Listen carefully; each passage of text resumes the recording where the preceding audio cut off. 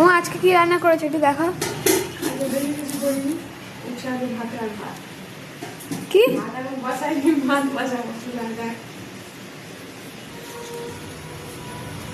পাতলা করে কচি কচি ঢেঁড়স দিয়ে মাছের ঝোল করেছি। কি মাছ? কি মাছ ওটা জানি না, বাবা কি মাছ এনেছে। এই একটা আছে ঝিঙে দিয়ে আলু দিয়ে চিংড়ি দিয়ে মাখা মাখা করে একটা করেছি। এটা কী বলে, রসা বলে কি কী বলে জানি না। এই যে মাছের ঝাল, বাটা মাছ, পোনা মাছ, ছোটো ছোটো পোনা মাছ। এই আমার জন্য বটবটি ভাজা। আজকে আর ঝোল ডাল করিনি, এই বাবার জন্য এই সিদ্ধ ডাল করেছি। আর আছে ও শসা আছে। ও